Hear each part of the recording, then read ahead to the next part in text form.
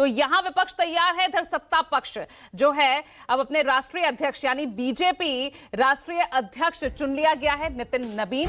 11:30 बजे औपचारिक ऐलान भी इसका हो जाएगा। बीजेपी मुख्यालय को भव्य रूप से सजाया गया है, भव्य कार्यक्रम का यहां आयोजन किया गया है और नितिन नवीन भी यहां पहुंच चुके हैं सुबह 11:30, यानी अब से कुछ ही देर में जो है यहां पर औपचारिक ऐलान नितिन नवीन के नाम का हो जाएगा। निर्विरोध रूप से चुन लिए गए हैं। आप देख सकते हैं तस्वीरों के जरिए कार्यालय पहुंचने से पहले आप देखिए यहां पर झंडेवालान मंदिर, हनुमान मंदिर, वाल्मीकि मंदिर, बंगला साहिब, हर जगह मत्था टेकते हुए कार्यालय पहुंचे और वहां देखिए उनका जोरदार स्वागत किया गया है। लंबे समय बाद बीजेपी को उनका राष्ट्रीय अध्यक्ष मिल रहा है। इससे पहले 16 दिसंबर को उन्हें कार्यकारी अध्यक्ष चुना गया था और आप देख सकते हैं आज राष्ट्रीय अध्यक्ष के तौर पर नितिन नवीन के नाम का ऐलान हो जाएगा। तो नितिन नवीन वो पीएम की मौजूदगी में भी अपना जो है पदभार ग्रहण करते नजर आएंगे। 45 साल के हैं नितिन नवीन, बीजेपी के सबसे युवा अध्यक्ष इन्हें कहा जा सकता है, क्योंकि इससे पहले अमित शाह हैं जिन्होंने 49 साल की उम्र में जो है पार्टी में राष्ट्रीय अध्यक्ष पद संभाला था। और ये नितिन नवीन यानी जिसे कहा जा रहा है नवीन युग की शुरुआत बीजेपी में। और बीजेपी दफ्तर से यहां कार्यालय से ही हमारे साथ मेरे सहयोगी कुमार गौरव जुड़ रहे हैं। तो गौरव, दिखाइए सबसे पहले क्या भव्य तैयारियां की गई है कि लंबे समय बाद बीजेपी को उनका राष्ट्रीय अध्यक्ष मिल रहा है। देखिए, बिल्कुल जेपी नड्डा के 6 साल का कार्यकाल आज खत्म हो जाएगा। एक टर्म के लिए यानी 3 साल के लिए बीजेपी का राष्ट्रीय अध्यक्ष चुना जाता है, लेकिन लगातार एक्सटेंशन मिल कर वो उनका 6 साल का कार्यकाल आज पूरा हुआ। और कल जाहिर तौर पर नितिन नवीन का जो है वो नॉमिनेशन हुआ और 37 सेट में नॉमिनेशन दाखिल हुआ है, यानी 36 संगठनात्मक राज्यों से और एक पार्लियामेंट्री पार्टी की तरफ से, जिसमें प्रधानमंत्री नरेंद्र मोदी के भी हस्ताक्षर थे। और कल शाम को जब नामांकन की प्रक्रिया खत्म हुई, तमाम जांच के बाद राष्ट्रीय चुनाव अधिकारी के लक्ष्मण ने ऐलान किया कि सिंगल नॉमिनेशन प्राप्त हुआ है, यानी वो निर्विरोध सर्वसम्मति से राष्ट्रीय अध्यक्ष चुन लिए गए हैं। तो आज एक बड़ा कार्यक्रम बीजेपी दफ्तर में है और वो लगातार नेताओं के आने का सिलसिला शुरू है। तमाम वरिष्ठ नेता पहुंच चुके हैं। उसके बाद जो नेशनल प्रेसिडेंट इलेक्ट हैं नितिन नवीन, वो भी अभी बीजेपी कार्यालय पहुंच चुके हैं। अब से कुछ देर बाद प्रधानमंत्री आएंगे और उनके सामने उनके नाम का ऐलान किया जाएगा।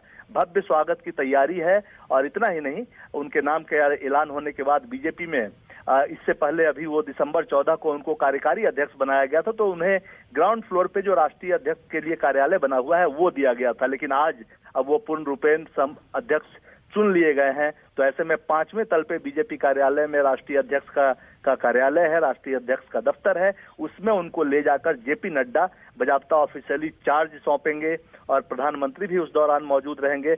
ये जरूर कह सकते हैं कि आज के बाद बीजेपी में नवीन युग की शुरुआत है, क्योंकि बीजेपी के गठन के बाद से सबसे युवा अगर कोई अध्यक्ष है तो वो नितिन नवीन है। 12वें राष्ट्रीय अध्यक्ष है पार्टी का। राष्ट्रीय अध्यक्ष बनने के बाद, क्योंकि इससे पहले वो 5 टर्म के विधायक रहे हैं, बाई एक्सीडेंटल एक तरह से कह सकते हैं, वो बाई एक्सीडेंट वो पॉलिटिक्स में आए। उनके पिता की मृत्यु के बाद 2006 में पटना पश्चिम की सीट पहले उसको कहा जाता था, अब उसे बांकीपुर विधानसभा सीट कहा जाता है, उससे वो विधायक बने और लगातार इस बार 5वीं बार विधायक का चुनाव जीते हैं। 2 बार वो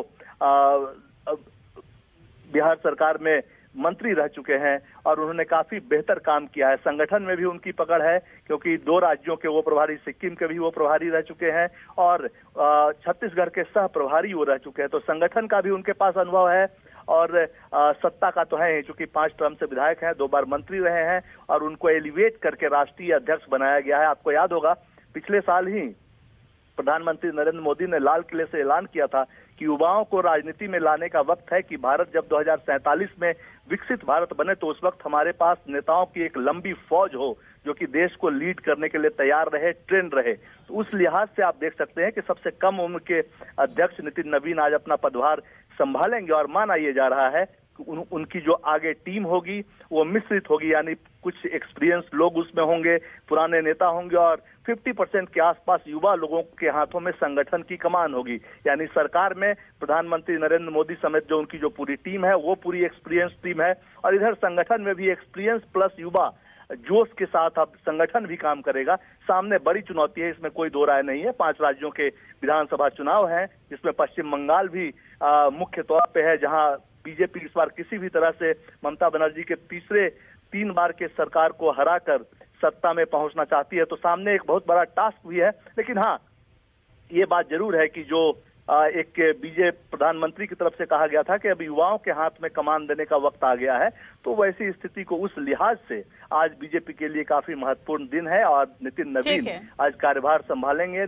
बीजेपी के नवीन युग की आज से शुरुआत होगी। जी चलिए, युवा शक्ति, युवा जोश और ये नवीन युग की जो शुरुआत आज से बीजेपी में हो रही है, इसका कितना असर दिखता है, क्योंकि चुनौतियां भी कई हैं। अभी पश्चिम बंगाल का चुनाव 1 महीने बाद और अगले साल 2027 यूपी का चुनाव और उसके बाद 2029, तो 2024 की भी भरपाई करनी है। तो ऐसे कई बड़े सवाल हैं, चुनौतियां हैं, जिसका सामना नितिन नवीन को करना होगा। बहुत बहुत शुक्रिया कुमार गौरव इस तमाम जानकारी के लिए।